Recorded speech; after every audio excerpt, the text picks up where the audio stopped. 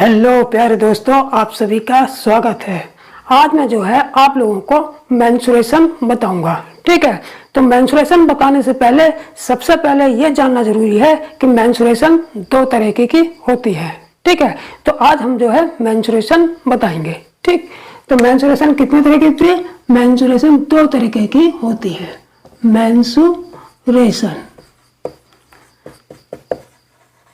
Mensuration दो तरीके की होती है। कौन कौन से? एक तो 2D और एक 3D। कौन कौन से? एक तो होती है 2D और एक होती है 3D। 2D का मतलब टू डायमेंशन फिगर। कौन सा? Two dimension figure.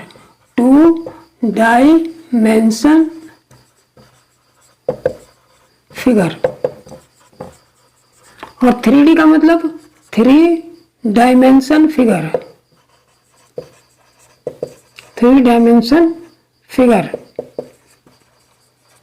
ठीक है, मेंसुरेशन दो तरीके की होती है, 2 डायमेंशन फिगर और 3 डायमेंशन फिगर। अब 2 डायमेंशन फिगर में क्या होता है? 2 डायमेंशन फिगर में होता है लंबाई और चौड़ाई। यानी कि जो भी समतल आकृति होती है, 2 डायमेंशन फिगर का मतलब एक समतल आकृति, ऐसी समतल आकृति जिसमें लंबाई और चौड़ाई दी होती है। ठीक है, और 3 डायमेंशन फिगर में 3 चीजें होती हैं: लंबाई, चौड़ाई और ऊंचाई।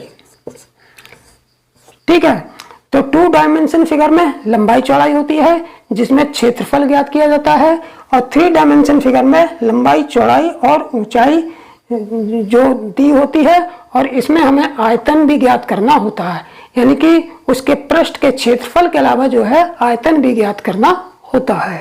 ठीक है, तो आज हम जो है 2 डायमेंशन फिगर, यानी कि सबसे पहले जो है हम 2 डायमेंशन फिगर यानी कि ऐसी समतल आकृति जिसमें लंबाई चौड़ाई दी होती है, ऐसी समतल आकृतियों के बारे में चर्चा करेंगे, और साथ ही साथ उसमें कैसे उस पर जो सवाल आते हैं वो किस तरीके के आते हैं, उसका क्षेत्रफल के क्या क्या फार्मूले हैं, उसमें कौन कौन सी फिगर होती है, तो इन सब के बारे में चर्चा करेंगे। ठीक है, तो इस दिशा में आगे बढ़ने से पहले सबसे पहले हम मेंसुरेशन में ये जानेंगे कि पैरामीटर, परिमाप और क्षेत्रफल क्या होता है और इसमें क्या अंतर होता है। ठीक है, तो सबसे पहले हम ये देखेंगे कि पैरामीटर यानी कि परिमाप, जिसको हिंदी में क्या बोलेंगे? परिमाप। ठीक है, तो पैरामीटर यानी कि परिमाप क्या होती है? तो देखिए, कोई भी फिगर है, जैसे मान लेते हैं ये आयत, ये समतल आकृति आयत है। ठीक है, ये कोई आकृति है, भले कितनी भी भुजाएं इसके अंदर हो, एक ये आकृति है और एक या फिर इस तरीके की आकृति है, त्रिभुज के टाइप की आकृति है। तो पैरामीटर यानी कि परिमाप, इसकी कैसे का मतलब क्या होता है, इसको कैसे निकालते हैं? ठीक है, तो देखिए, पैरामीटर या परिमाप का मतलब ये होता है कि जो भी समतल आकृति दी होगी, यानी कि जो भी समतल आकृति दी होगी, उसकी जो भार की जो बाउंड्री होती है, उसकी टोटल माप को जो है पैरामीटर यानी कि परिमाप कहते हैं। जैसे ये आयत है तो इसकी बाहर की बाउंड्री मान लेते हैं ये x है, ये x है, तो आयत की आमने सामने की भुजाएं बराबर होती है, ये भी x हो गई, ये y है तो ये भी y हो गई। तो इसकी जो पैरामीटर कितनी हो जाएगी, यानी कि इसकी परिमाप कितनी हो जाएगी? इन सभी का योग, यानी कि x फिर प्लस ये वाली y प्लस ये वाली फिर x प्लस ये वाली y, ये यानी कि जितनी भी भारी बाउंड्री है, टोटल भारी किसी भी समतल आकृति की फिगर की जो भारी बाउंड्री होती है, उसकी टोटल माप को जो है हम उस आकृति की यानी कि फिगर की पैरामीटर यानी कि परिमाप कहते हैं। ठीक है, इसी तरीके से मान लेते हैं ये समतल आकृति है जिसकी भारी बाउंड्री की माप अलग अलग है, इसकी x है, इसकी y, z, ये l, ये m कर देते हैं, तो इसकी पूरी भारी जो बाउंड्री है, इसकी टोटल माप जो होती है इस आकृति की पैरामीटर यानी कि परिमाप होगी। तो इसकी परिमाप कितनी हो जाएगी? x plus Y plus Z plus L plus M.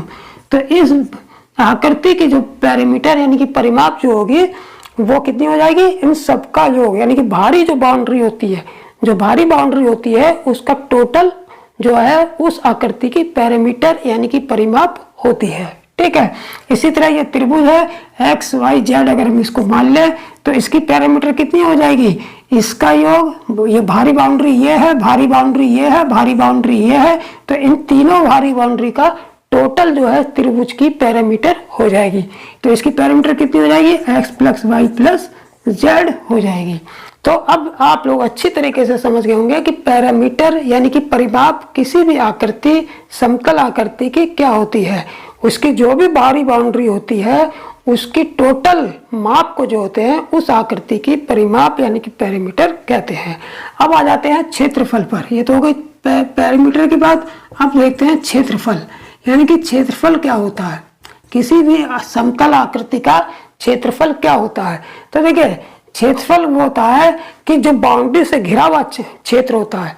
जैसे मान लेते हैं ये कोई चकती है गोल, समतल चकती है गोल, तो इसके चारों ओर जो बाउंड्री है, इसके चारों ओर बाउंड्री है, तो इससे घिरा हुआ क्षेत्र कौन सा हो गया, इससे घिरा हुआ क्षेत्र ये हो गया। तो इससे जो घिरा हुआ क्षेत्र है यही क्षेत्रफल कहलाता है। इसी प्रकार जैसे ये वाली है आयत वाय, तो इस चारों बाउंड्री से घिरा हुआ क्षेत्र कौन सा है, ये चारों बाउंड्री से घिरा हुआ क्षेत्र ये है, तो इसका क्षेत्रफल ये हो गया। इस चारों बाउंड्री से, इस आकृति की चारों बाउंड्री से घिरा हुआ क्षेत्र ये है, तो इसका क्षेत्रफल ये हो गया। इस त्रिभुज की तीनों बाउंड्री से घिरा हुआ क्षेत्र कौन सा है, ये है, तो इसका क्षेत्रफल ये हो गया। ठीक है, तो इस तरीके से हमने जो है किसी भी समतल आकृति का जो है पैरामीटर और क्षेत्रफल के बारे में अच्छी तरह से जान लिया कि पैरामीटर क्या होती है और इसको कैसे निकालते हैं और क्षेत्रफल क्या होता है। तो इस तरीके से आपने जो है पैरामीटर और क्षेत्रफल के बारे में तो अच्छी तरीके से जान लिया। अब मैं आपको जो है 2 डायमेंशन फिगर के बारे में बताऊंगा, यानी कि 2 डायमेंशन फिगर की में जो भी आकृति होती है उसके बारे में सबसे पहले पढ़ाऊंगा, उसके बाद जो है 3 डायमेंशन फिगर के बारे में पढ़ाऊंगा। तो शुरुआत जो हम करेंगे वो 2 डायमेंशन फिगर से करेंगे। ठीक है, अब 2 डायमेंशन फिगर में सबसे पहले मैं लूंगा ट्रायंगल को, यानी कि त्रिभुज को। सबसे पहले मैं क्या लूंगा, त्रिभुज को, और त्रिभुज के बारे में जो है जो फार्मूले हैं, सूत्र हैं त्रिभुज के बारे में पढ़ाऊंगा और उनसे संबंधित वो क्वेश्चन कराऊंगा जो अक्सर पेपरों में यानी कि कंपटीशन में खूब आते हैं। ठीक है, तो सबसे पहले जानते हैं हम ट्रायंगल के बारे में। ट्रायंगल का मतलब त्रिभुज, यानी कि 3 भुजाओं से घिरी आकृति। ठीक, त्रिभुज क्या होता है, त्रिभुज वो होता है जो 3 भुजाओं से घिरी हुई आकृति होती है। यानी कि त्रिभुज क्या होता है, 3 भुजाओं से घिरी हुई आकृति, यानी कि 3 बाउंड्रियों से घिरी हुई आकृति को जो हम त्रिभुज कहते हैं। ठीक है, तो जैसे यहाँ पर 3 भुजाएं हैं, ये हो गई, एक AB हो गई और एक BC हो गई और एक AC हो गई, यानी कि 3 भुजाओं से घिरी आकृति जो है, समतल आकृति जो है वो त्रिभुज कहलाता है। ठीक है, देखिए त्रिभुज जो होता है वो भुजाओं के आधार पर जो त्रिभुज होता है वो 3 प्रकार का होता है, और फिर कोण के आधार पर त्रिभुज होता है वो भी 3 प्रकार का होता है। तो सबसे पहले हम ये देख लेंगे कि भुजाओं के आधार पर त्रिभुज कितने प्रकार के होते हैं। भुजाओं के आधार पर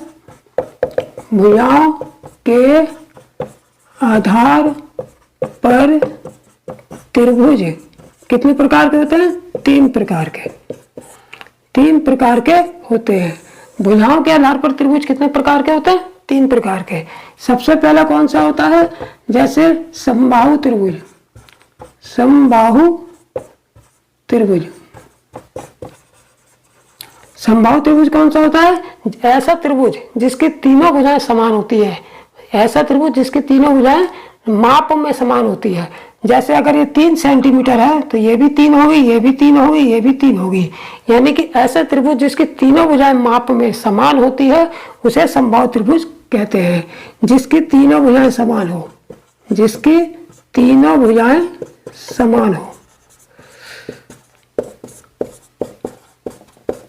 समान हो, यानी जिसकी तीनों भुजाएं समान हो वो समबाहु त्रिभुज होता है। दूसरे नंबर पे है हमारा विषमबाहु त्रिभुज। विषमबाहु त्रिभुज कौन सा होता है, जिसकी कोई भी भुजा समान ना हो, जिसकी कोई भी भुजा समान ना हो, जिसकी कोई भुजा समान ना हो, जिसकी कोई भुजा समान ना हो वो विसंबाहु त्रिभुज। समबाहु त्रिभुज वो जिसकी तीनों भुजाएं समान हो। ठीक, तीसरे नंबर पे आता है हमारा समद्विबाहु त्रिभुज। समद्विबाहु त्रिभुज, समद्विबाहु त्रिभुज कौन सा होता है? जिसकी दो भुजाएं समान होती हैं। त्रिभुज में तीन भुजाएं होती हैं, जिसकी दो भुजाएं समान होती हैं वो समद्विबाहु त्रिभुज होता है। जिसकी दो भुजाएं समान हो, जिसकी दो भुजाएं समान हो, जिसकी दो भुजाएं समान हो वो क्या कहलाता है? समद्विबाहु त्रिभुज कहलाता है। अब आप लोग ये सोच रहे होंगे कि मैं बिल्कुल जो है बच्चों वाली बातें बता रहा हूँ, लेकिन जिन बच्चों ने पढ़ रखा होगा उनके लिए तो ये बच्चों वाली बातें होंगी, लेकिन जो बच्चे अभी नए नए बिल्कुल तैयारी शुरुआत की है तो उनके लिए भी मुझे बिल्कुल बेसिक से बताना पड़ेगा। ठीक है, तो मैं बिल्कुल बेसिक से ही शुरू कर रहा हूँ। बिल्कुल बेसिक से इसलिए शुरू कर रहा हूँ जिससे जो कमज़ोर छात्र हैं या जो अभी जिन्होंने वहाँ तक नहीं पहुँचे हैं या जिन्होंने पढ़ा है लेकिन पढ़ने के बाद जो है बीच में तैयारी रुक जाती है तो थोड़ा सा भूल जाते हैं, तो बिल्कुल बेसिक स्तर से मैं शुरुआत कर रहा हूँ। तो जिनको पता है अच्छी बात है, लेकिन जिनको नहीं पता है वो इसको आराम से देख लेंगे, उसको समझ लेंगे। ठीक है, तो अब देखते हैं कि कोण के आधार पर, यानी कि कोण के आधार पर जो है त्रिभुज कितने प्रकार के होते हैं। तो कोण के आधार पर जो त्रिभुज होते हैं वो भी तीन प्रकार के होते हैं। कोण के आधार पर त्रिभुज, कोण के आधार पर भी त्रिभुज तीन प्रकार के होते हैं। पहला कौन सा? समकोण त्रिभुज।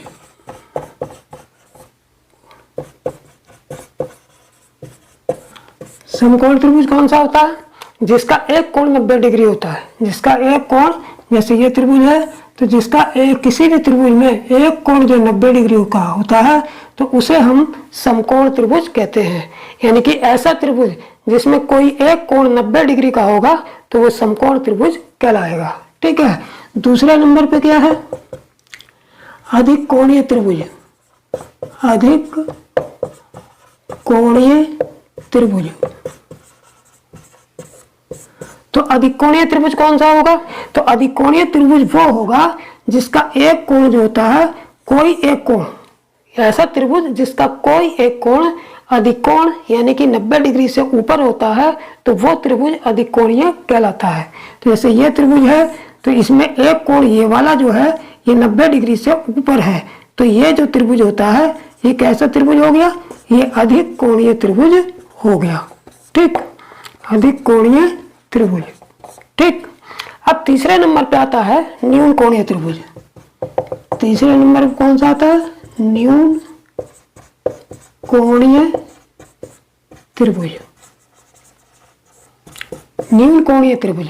तो न्यून कोणीय त्रिभुज कौन सा होता है? न्यून कोणीय त्रिभुज होता है जिसका प्रत्येक कोण 90 डिग्री से कम होता है, यानी कि सभी कोण न्यून कोण होते हैं। ऐसा त्रिभुज जिसका प्रत्येक कोण जो होता है वो न्यून कोण होता है, यानी कि 90 डिग्री से कम होता है, तो ऐसा त्रिभुज जो होता है न्यून कोणीय त्रिभुज कहलाता है।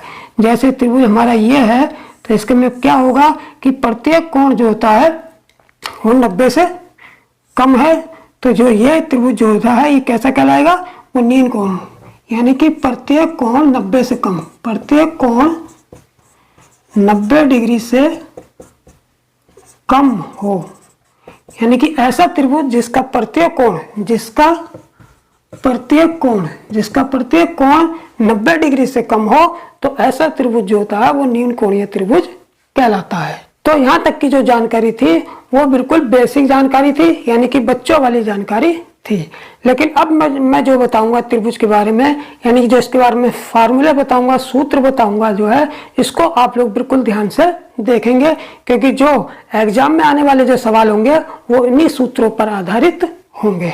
ठीक है, तो सबसे पहले मैं बताऊंगा त्रिभुज के प्रकारों के हिसाब से जो फार्मूले बनते हैं वो सीधे सीधे प्रकारों के हिसाब से बताऊंगा। ठीक। तो इस दिशा में सबसे पहले मैं बताऊंगा आप लोगों को ऐसे त्रिभुज के बारे में बताऊंगा जिसके तीनों भुजाएं जो है अलग अलग दी हो, तीनों भुजाएं अलग अलग दी हो। कि जैसे किसी त्रिभुज में, जैसे कोई त्रिभुज ये दे रखा है ABC, कोई त्रिभुज ये दे रखा है ABC, तो इसका कोण कौन सा हो गया, ये हो गया, इसका कोण ये हो गया और इसका कोण ये हो गया।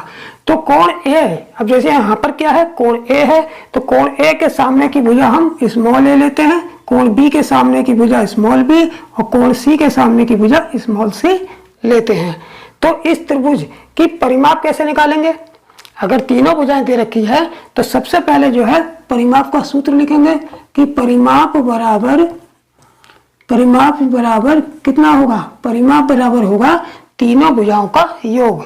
मैंने पहले बताया था कि परिमाप किसको बोलते हैं, किसी भी आकृति की जो बाउंड्री होती है उन सभी बाउंड्रियों की मापों का योग। तो यहाँ पर त्रिभुज में 3 भुजाएं हैं, तो परिमाप कैसे निकलेगी, तीनों भुजाओं की मापों का योग। यानी कि 3 भुजाएं कौन कौन सी, A, B और C, इन तीनों का योग A + B + C। ठीक है। तो पहला फार्मूला तो ये हो गया कि किसी त्रिभुज की भुजाएं हमको दी हैं और उसकी परिमाप निकालनी है तो तीनों भुजाओं का योग कर देंगे। ठीक है। दूसरे नंबर पे आता है हमारी अर्ध परिमाप। क्या होता है, अर्ध परिमाप। अर्ध परिमाप को हम S से निरूपित करेंगे। अर्ध परिमाप कैसे निकलेगी, जो परिमाप होगी उसका आधा कर देंगे, यानी कि A + B + C बटे 2, यानी कि जो भी परिमाप निकालेंगे यानी कि परिमाप A + B + C बटे 2, ये हमारा अर्ध परिमाप का फार्मूला हो गया। ठीक है। तीसरे नंबर पे जो चीज आएगी वो क्या आएगी, क्षेत्रफल। इसको किससे निरूपित करते हैं, डेल्टा से, यानी कि त्रिभुज के क्षेत्रफल को किससे निरूपित करते हैं, डेल्टा से। तो जब भी ऐसा त्रिभुज हो जिसकी तीनों भुजाएं अलग अलग दी हो, कोई भी भुजा समान ना हो, तीनों भुजाएं अलग अलग दी हो, तो उसका क्षेत्रफल कैसे ज्ञात करते हैं, सबसे पहले हम अर्ध परिमाप निकाल लेते हैं, उसके बाद फिर अर्ध परिमाप S का मान निकालने के बाद S × S - A × S - B × S - C का फार्मूला लगा के जो है उसका क्षेत्रफल निकाल लेते हैं। ठीक है। तो ऐसा त्रिभुज जिसकी तीनों भुजाएं अलग अलग दी हो उसका क्षेत्रफल हम कैसे निकालते हैं, इस फार्मूले से निकालते हैं, S × S - A × S - B × S - C। S क्या है, S अर्ध परिमाप है। अर्ध परिमाप का सूत्र मैंने लिखा दिया, A + B + C बटे 2, और परिमाप का फार्मूला क्या है, तीनों भुजाओं का योग। ठीक है। तो इस तरीके से हमने जो है ऐसे त्रिभुज जिसकी तीनों भुजाएं अलग अलग दी हो तो उसका क्षेत्रफल का फार्मूला जो है हमने बताया और इसी फार्मूले से जो है उसका क्षेत्रफल निकलेगा। ठीक। अब हम ऐसे त्रिभुज के क्षेत्रफल की बात करेंगे जिसकी 2 भुजाएं और उनके बीच का कोण दिया हो, यानी कि ऐसे त्रिभुज का क्षेत्रफल निकालना, ऐसे त्रिभुज का क्षेत्रफल ज्ञात करना जिसकी 2 भुजाएं और उनके बीच का कोण दिया हो, उनके बीच का कोण दिया हो, यानी कि ऐसे त्रिभुज का क्षेत्रफल निकालना जिसके 2 भुजाएं और उनके बीच का कोण दिया हो। जैसे ये त्रिभुज है, ये A हो गया, ये B हो गया, ये C हो गया, ये कोण B हो गया, ये कोण C हो गया, ये कोण A है। A के सामने वाली भुजा A, B के सामने वाली भुजा B और C के सामने वाली भुजा C हो गई। ठीक है। अब हम मान लेते हैं कि जैसे ये 2 A भी भुजा दे रखी है, A भी भुजा दे रखी है और BC भुजा दे रखी है, यानी कि ये वाली भुजा और ये वाली भुजा दे रखी है और ये वाला कोण दिया है, तब हमारा क्षेत्रफल क्या होगा, तब हमारा क्षेत्रफल हो जाएगा त्रिभुज का क्षेत्रफल बराबर हो जाएगा, क्या हो जाएगा, अगर हम ये वाले कोण को लेके चलते हैं, अगर हम ये वाला कोण लेके चलते हैं, ये 2 भुजाएं और इसके बीच का कोण लेकर चलते हैं, तब हमारा क्षेत्रफल हो जाएगा 1/2 AC × sin B।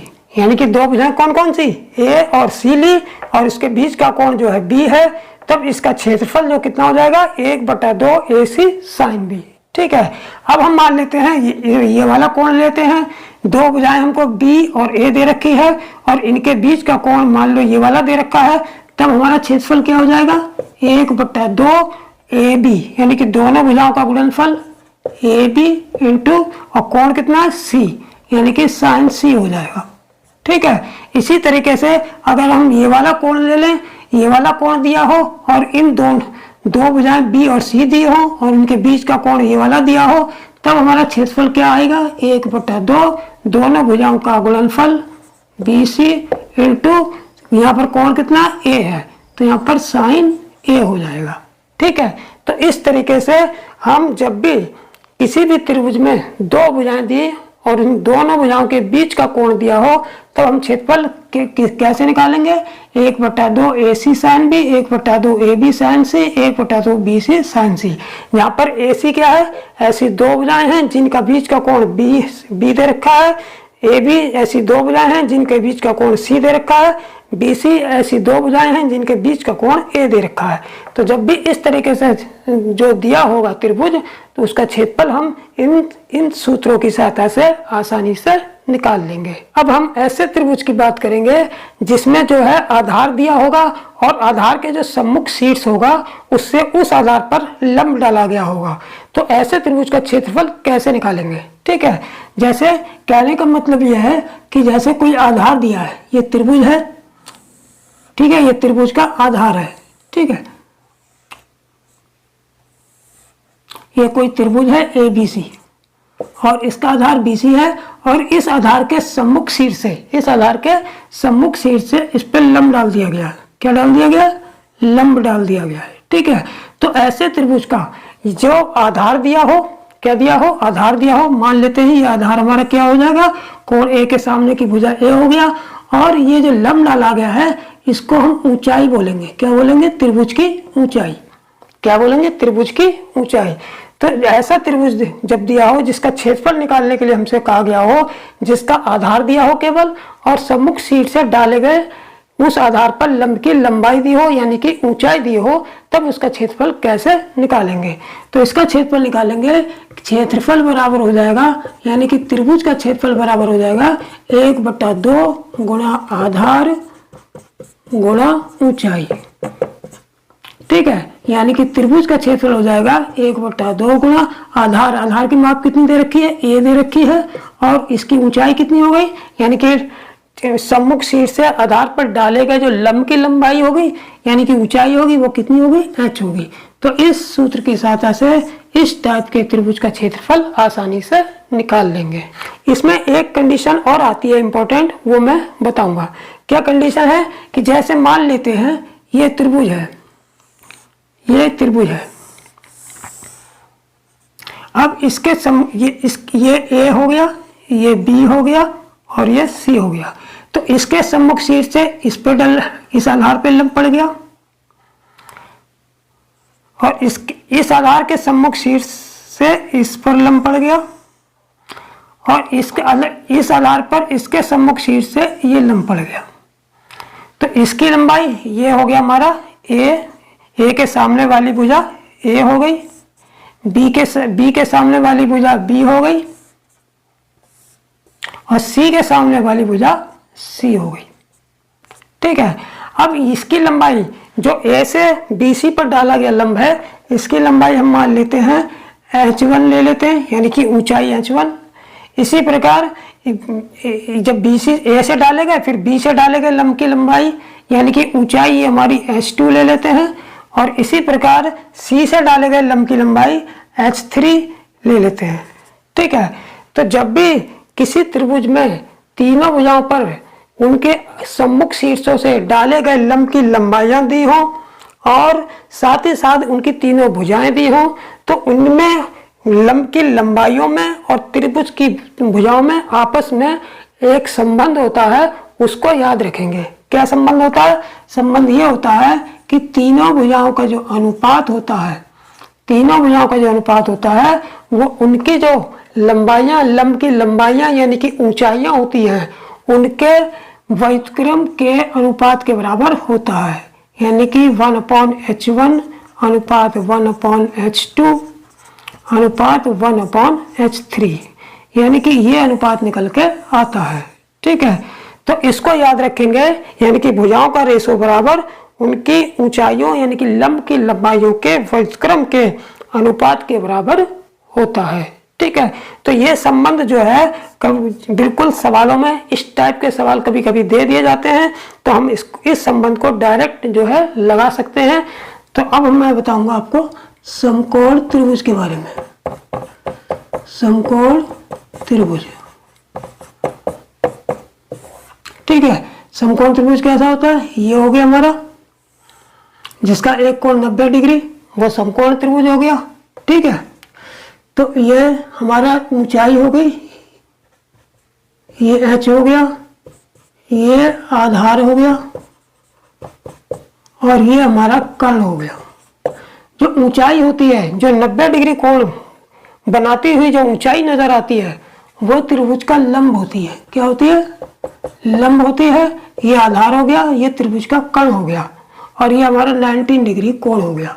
ठीक है, तो ये समकोण त्रिभुज हो गया। अब इसका क्षेत्रफल कितना होगा? इसका क्षेत्रफल हो जाएगा 1/2 गुणा आधार गुणा, वैसे फार्मूला क्या होता है त्रिभुज का? 1/2 गुणा आधार गुणा ऊंचाई। क्योंकि यहाँ पर जो त्रिभुज का जो लंब होती है, समकोण त्रिभुज में जो त्रिभुज का लंब होती है, वो त्रिभुज की ऊंचाई होती है। तो 1/2 गुणा आधार गुणा ऊंचाई, ये फार्मूला है। और इसको हम इस तरीके से भी लिख सकते हैं, 1/2 गुणा आधार गुणा लंब, यानी कि चाहे 1/2 आधार गुणा लंब कह दें, चाहे 1/2 गुणा आधार गुणा ऊंचाई कह दें, क्योंकि समकोण त्रिभुज में लंब ही उस त्रिभुज की ऊंचाई होती है। तो चाहे हम ऊंचाई लिख दें, चाहे हम लंब लिख दें, बात एक ही है। ठीक है, अब देखते हैं, अगर हमें समद्विबाहु समकोण त्रिभुज दिया हो, कैसा दिया हो? समद्विबाहु समकोण त्रिभुज, समद्विबाहु समद्विबाहु समकोण त्रिभुज। ये तो समकोण त्रिभुज है जिसकी तीनों भुजाएं अलग अलग होंगी, इसलिए ये केवल समकोण त्रिभुज है। लेकिन जब समद्विबाहु आ गया, क्या आ गया? समद्विबाहु। समद्विबाहु का मतलब ऐसा समकोण त्रिभुज जिसमें एक कोण 90 डिग्री तो है ही, साथ में दो भुजाएं समान दी हो। जैसे ये ऐसा समकोण त्रिभुज है जिसकी दो भुजाएं समान है, ये आधार और लंब जो है समान दे रखा है। क्योंकि समद्विबाहु समकोण त्रिभुज में कर्ण जो है कभी समान नहीं होगा, कर्ण अलग रहेगा। जब भी समद्विबाहु समकोण त्रिभुज होगा, उसमें केवल आधार और लंब ही समान होंगे, आधार या कर्ण समान नहीं होगा और यह लंब या कर्ण समान नहीं होगा। जब भी समद्विबाहु समकोण त्रिभुज दिया होगा, उसमें हमेशा लंब और आधार ही समान दिए होंगे और लंब और आधार ही समान होते हैं। ठीक है, कर्ण बिल्कुल अलग होता है। तो इसमें जो होता है हमारा कर्ण, ये हमेशा अलग रहता है। समद्विबाहु समकोण त्रिभुज में केवल आधार और लंब ही समान होते हैं। तो मैंने आधार को x ले लिया और लंब को भी x ले लिया। ठीक है, क्योंकि ये समद्विबाहु समकोण त्रिभुज है, तो इसलिए मैंने दोनों भुजाएं इसमें आधार और लंब समान ले ली। ठीक है, अब इसमें क्षेत्रफल कैसे निकालेंगे? तो इसका जो क्षेत्रफल होता है, समद्विबाहु समकोण त्रिभुज का जो क्षेत्रफल होता है, वो क्या होता है? देखिए, कर्ण का अगर केवल कर्ण दिया हो, अगर केवल कर्ण दिया होगा तो इसका क्षेत्रफल हो जाएगा कर्ण का स्क्वायर बटे 4, यानी कि हमारे कर्ण का स्क्वायर बटे 4। कर्ण मान लेते हैं हम, यहाँ पर y मान लेते हैं, तो यहाँ पर y स्क्वायर बटे 4 हो जाएगा। ठीक है, इसी प्रकार अगर हमको कर्ण नहीं दिया है, केवल आधार और लंब, यानी कि समद्विबाहु समकोण त्रिभुज में केवल आधार दिया हो या केवल लंब दिया हो, तो जब जो आधार दिया होगा वही लंब भी हो जाएगा, क्योंकि समद्विबाहु समकोण त्रिभुज है। तब समद्विबाहु समकोण त्रिभुज का क्षेत्रफल हो जाएगा आधार का स्क्वायर बटे 2, और अगर केवल लंब दिया हो तब भी हमारा लंब का स्क्वायर बटे 2 हो जाएगा। ठीक है, अब यहाँ पर चूंकि समद्विबाहु समकोण त्रिभुज है तो आधार और लंब समान है, तो यहाँ पर इस आधार भी x है और लंब भी x है, तो ये हमारा x²/2 हो जाएगा। और ये इसमें अगर रखते हैं लंब दिया हो तब भी x²/2 होगा। ठीक है, तो जब भी समद्विबाहु समकोण त्रिभुज देंगे तो उसमें केवल अगर कर्ण देंगे तब हमारा त्रिभुज का क्षेत्रफल क्या होगा, कर्ण का स्क्वायर/4। ठीक है, और अगर केवल आधार दिया होगा तो आधार का स्क्वायर/2 और केवल लंब दिया होगा तो लंब का स्क्वायर/2। ठीक है, बस इतना याद रखना, आधार और कर्ण कभी समान नहीं होंगे और ना लंब और कर्ण समान होंगे। जब भी समद्विबाहु समकोण होगा उसमें हमेशा लंब और आधार ही समान होंगे। ठीक है, तो उनके क्षेत्रफल निकालने के ये हमारे फार्मूले हैं, इसकी सहायता से हम आसानी से समद्विबाहु समकोण त्रिभुज का क्षेत्रफल निकाल लेंगे। ठीक, तो अब लास्ट में आता है समबाहु त्रिभुज, यानी कि समबाहु त्रिभुज अगर दिया हो तो उसका क्षेत्रफल कैसे निकालेंगे। ठीक है, समबाहु त्रिभुज के बारे में मैंने बताया था कि ऐसा त्रिभुज जिसकी तीनों भुजाएं समान हो, ऐसा त्रिभुज जिसकी तीनों भुजाएं समान हो, समबाहु त्रिभुज। तो ऐसा त्रिभुज जिसकी तीनों भुजाएं समान हो, कैसी, तीनों भुजाएं अगर समान हो तो वो समबाहु त्रिभुज होता है। तो इसमें क्या होगा, जब तीनों भुजाएं समान है, ये तीनों भुजाएं अगर समान दे दी है, ये भी ए, मान लो ये भुजा ए ले लेते हैं तो ये भी ए हो गई और ये भी हो गई, और इसकी ऊंचाई अगर शीर्ष से आधार पर अगर हम लंब डालते हैं तो ये जो होगी इसकी क्या हो गई, ये इसकी हमारी ऊंचाई हो जाएगी। तो ये समबाहु त्रिभुज होता है तो इसकी जो परिमाप होती है वो कितनी होती है, परिमाप बराबर हो जाएगा। तो हम जानते हैं परिमाप किसे कहते हैं, यानी कि जितनी भुजाएं होती हैं उन सभी का योग। तो यहाँ पर सारी भुजाएं समान हैं, ये भी ए है, ये भी ए है, ये भी ए है, तो इनका योग कितना हो जाएगा, 3a हो जाएगा। इसका मतलब समबाहु त्रिभुज की परिमाप जो हो जाएगी वो 3a हो जाएगी। ठीक है, अब इसकी ऊंचाई, अगर समबाहु त्रिभुज की हमको भुजा दे रखी है और ऊंचाई हमसे पूछ लेंगे तो त्रिभुज समबाहु त्रिभुज की ऊंचाई h बराबर हो जाएगी √3/2 a, यानी कि √3/2 गुणा भुजा, √3/2 गुणा a का मतलब भुजा, क्योंकि यहाँ पर a क्या है, समबाहु त्रिभुज की भुजा। ठीक है, तो परिमाप हो गई 3 गुणा भुजा, ऊंचाई हो गई √3/2 गुणा भुजा, यानी कि a। इसी प्रकार समबाहु त्रिभुज का जो क्षेत्रफल होगा डेल्टा बराबर कितना हो जाएगा, √3/4 गुणा a², यानी कि a क्या है, भुजा है, भुजा की माप है, यानी कि भुजा का स्क्वायर, यानी कि समबाहु त्रिभुज का जो क्षेत्रफल हो जाएगा वो √3/4 गुणा भुजा का स्क्वायर हो जाएगा, और त्रिभुज समबाहु त्रिभुज की ऊंचाई जो होगी वो √3/2 गुणा भुजा हो जाएगी, और परिमाप होगी 3 गुणा भुजा। ठीक है, तो इस तरीके से त्रिभुज से संबंधित जितने भी टाइप के जो उनके क्षेत्रफल निकालने वाले जो भी फार्मूले हैं वो मैंने सभी बता दिए। ठीक है, तो दोस्तों अब मैं वीडियो के लास्ट में आप लोगों को त्रिभुज से संबंधित कुछ महत्वपूर्ण पॉइंट बताऊंगा, उसको याद रखेंगे। ठीक है, देखिए जैसे कोई त्रिभुज ये त्रिभुज है हमारा, जिसकी ये ए बी सी कोई त्रिभुज है, ए के सामने वाली भुजा ए, बी और ये सी है। ठीक है, तो पहला पॉइंट क्या है, पहला पॉइंट ये है कि किसी त्रिभुज की दो भुजाओं का योग जो होता है वो तीसरी भुजा से अधिक होता है।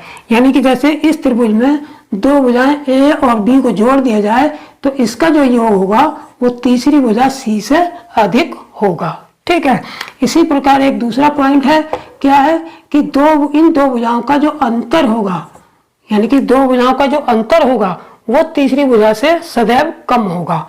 दो भुजाओं का अंतर जो होगा वो तीसरी भुजा से सदैव कम होगा, और जो दो भुजाओं का योग होगा वो तीसरी भुजा से सदैव अधिक होगा। तो ये दो महत्वपूर्ण पॉइंट है, इनको याद रखेंगे। ठीक है, इसी प्रकार तीसरा पॉइंट हमारा ये है कि किसी त्रिभुज की तीनों कोणों का योग सदैव 180 डिग्री होता है। जैसे ये एक है तो इसके तीनों कोण ए, कोण बी, कोण सी, किसी त्रिभुज के तीनों कोणों का योग कोण ए प्लस कोण बी प्लस कोण सी सदैव कितना होता है, 180 डिग्री होता है। यानी कि तीसरा पॉइंट क्या है कि किसी भी त्रिभुज के तीनों कोणों का योग सदैव 180 डिग्री होता है। ठीक है, चौथा पॉइंट क्या है, चौथा पॉइंट हमारा ये हो जाएगा कि किसी त्रिभुज के बड़े कोण की जो सम्मुख भुजा होती है वो सबसे बड़ी होती है। जैसे कोई त्रिभुज ये है,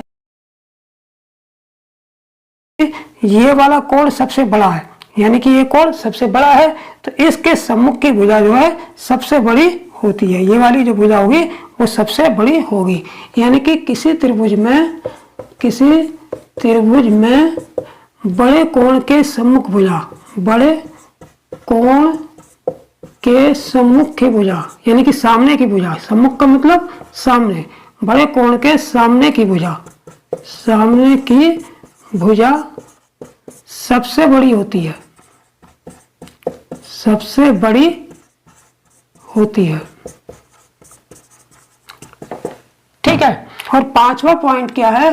पांचवा पॉइंट यह है कि किसी भी त्रिभुज में जो दो समान भुजाएं होंगी तो उनके सम्मुख कोण भी समान होंगे। जैसे ये त्रिभुज है ए बी सी, इसमें कौन कौन सी भुजाएं अगर हम समान ले लें, अगर ये भुजा x ले लिया, ये x, यानी कि ए बी और ए सी दो भुजाएं समान हैं तो इनके सम्मुख कोण भी समान होंगे। इस भुजा का सम्मुख कोण ये वाला हो गया C, और इस भुजा के सम्मुख कोण हमारा B हो गया। तो दो समान भुजाओं के सम्मुख कोण जो होंगे वो आपस में बराबर होंगे। ठीक है। दो समान भुजाओं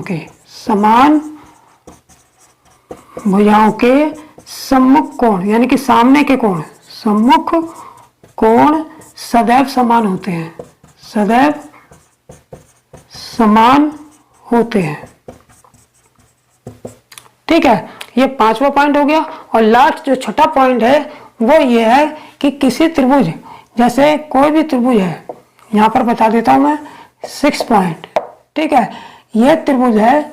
अब किसी भी त्रिभुज में जो बाहरी कोण होता है, एक्सटीरियर एंगल जो होता है, ये वाला, ये बाहरी कोण हो गया हमारा, यानी कि बाहरी कोण किसी त्रिभुज का बाहरी कोण, ये ए हो गया, ये बी, ये सी, ये हमारा सी कोण हो गया, ये बी कोण हो गया, ये ए कोण हो गया। ठीक है।